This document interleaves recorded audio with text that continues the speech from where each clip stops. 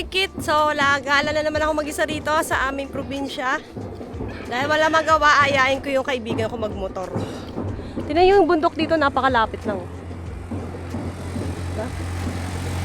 Let's go. Let's go! Habang unti-unti nilalakbay ng aming motor ang mahabang kalsada ng Bicol, mas lalo namin nakikita ang ganda ng lugar na ipinagmamalaki ng mga taong dito lumaki.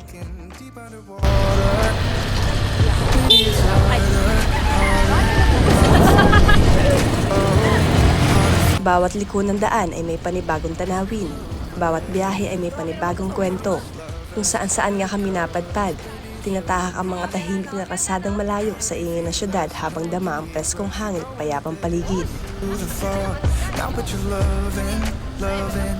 Long ganda, gagi!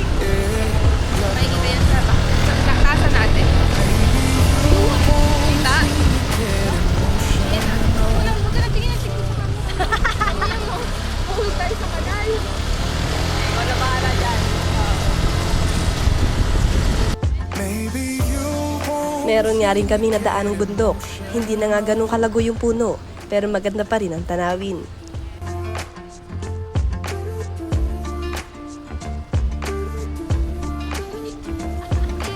Isa nga sa aming napuntahan ay ang isang malaking tulay na may napakagandang view. Tahimik ang lugar at kakaunti lamang ang mga dumadaang sasakyan, kaya mas ma-enjoy mo talaga ang ganda ng paligid. Dahil unti-unti na nga lumalalim ang dilim, naglaan muna kami ng oras para mag-picture-picture at sulitin ang bawat sandali.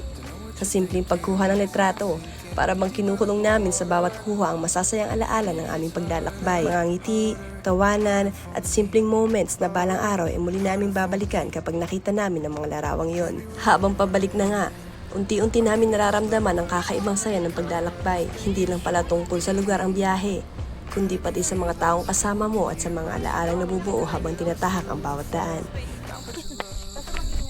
Ganda, oh! Hey! Masyado na kasi kami pumunta rito. Padilim na nang pumunta kami. Kaya, pero kung maaga to, sobrang ganda ng view na to. Oh, ganda. The covers, baby, is showing me how to be. Okay mga kasingkit, pauwi na kami dahil madilim na. Medyo delikado na rin kasi. Kasi probinsya. Yun lang! Ginagsak namin! Oh, probinsya kasi, di natin kilala yung mga kasalumuhan natin dito. Pero all goods, ang ganda ng view ng mga napuntahan namin. Alright, bukas Magaling ulit! kasi akong tour guide. Ay, tour guide ko siya. Oo. Ang ganda ng view dito, no? The best, oh, ayun, no? So, sa susunod na araw, akit kami ng bundok, maliligo kami ng ilog tsaka dagat. Abangan nyo yun. Yes. Bye! Loving on me. Yeah.